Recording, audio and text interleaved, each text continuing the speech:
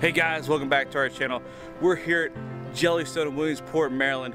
We're gonna do a quick review of this entire site. Here's the pool behind me. If you guys like this video and want to see more, make sure you hit the subscribe button and also notification. We're gonna be touring Jellystones the rest of this month and probably in the next month to let you guys know which ones are the best in the Mid-Atlantic. So far this one's pretty good, so stay tuned for the rest of the video.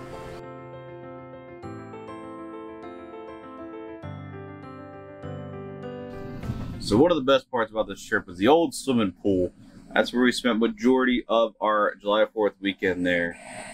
They have a bunch of pool rules there. Pretty much your standard stuff. They do require wristbands, and they do have life preservers for kids, just in case you want to put one on them as well. Here's a view from the top of the slides. I'll have to give you a warning. The blue slide is a lot darker. The green slide has a nice little drop at the end. To the right is the lazy pool. It should have been done by July 1st, but you know, with COVID, manning, and everything else, it's still being built. They say around August 1st when it should be good. Here is where the kids spend most of their time. This is the pirate ship playground area. Once the water's turned on, it's pretty nice. They're shooting for the kids. There's a bunch of cannons there, so as an adult, be careful when you're walking around. You will get hit with water every once in a while. But it was a lot of fun for the kids to go playing through there. A lot of fun for little ones as well. That right there is the massive cannon. On top of there, every 20 minutes or so, the kids will hear a sound, and then the water comes splurting out of that. Here is the way to get to Yogi Bears water zone. They do provide tubes for you. The bigger tubes are for the kids, and the small tubes are for the adults. I think one of the coolest things about the slide, and from a parent standpoint, is the safety issue, right? So there's a lifeguard on top of the deck, and as they have a small kid, they'll put up a number for which slide they're coming down, and the lifeguards will actually go stand by there and catch the kids. This time around, Finley's been doing this for about 5 or 6 times, so she didn't really need to catch, but they still actually gave her a quick push to the side of the pool.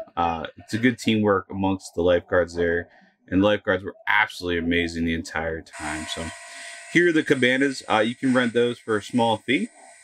We're going to put out a video of top 5 reasons why you need a cabana. There's a lot of shade in there. It cools off pretty well as a fan. There's a TV. There's a good sized fridge in there as well. And seating right in the front if you need to grab extra lounging. Here's Finley playing in the pool as always, saying hi, and going through its own by. All right, so let's talk about the location on the map. We actually stayed in the red carpet sites, which are 129 was our site number. We're right across from the playground area, as well as the Gaga Ball area, which is where our kids spent most of our time there. We didn't really need to get a golf cart because we were so close to everything. But if you're in the 700 block, or the 700 sites, you may want to think about getting one. Jellystone Williamsport is actually not that big.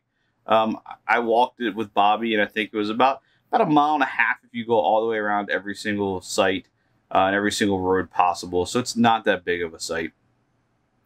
One thing to note too, if you're in the 700 block of Jellystone, you may have to bring some shade with you. There's not that many trees there, and that shade is hard to find, minus the one coming from the awning on your RV or travel trailer.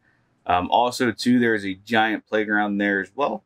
It was a lot of fun to take the kids up there and watch them play on that one too. And of course, they all always have the same amenities. Everything is centered around the middle of the campground itself. You have the shop, you have the pool, an arcade, even a little comfort station as well. And if you look past the bottom right portion of it, there's a lot of stuff for the kids to do there as well.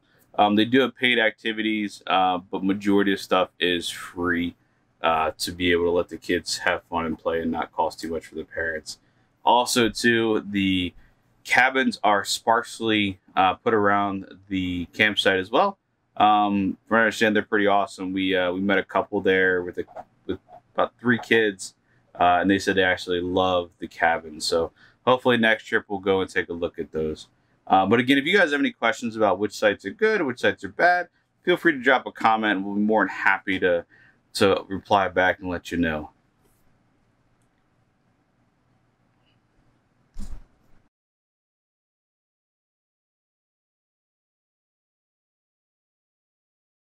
Come here.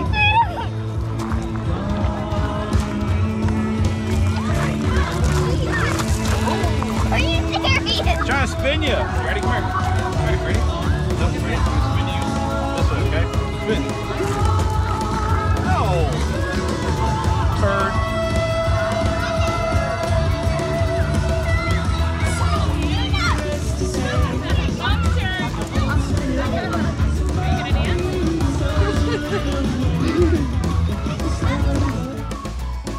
One of the coolest things there is they actually had a band playing live. The guys are pretty good, amazing guys. So here's some other music.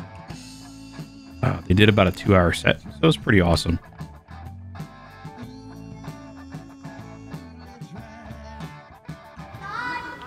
And of course, since we were there for July 4th, they had amazing fireworks. You know, probably one of the better shows. It went on for about 30 minutes or so. But here's some fireworks for you guys to enjoy. But I would definitely suggest staying there on July 4th. They do a lot of good stuff there. So.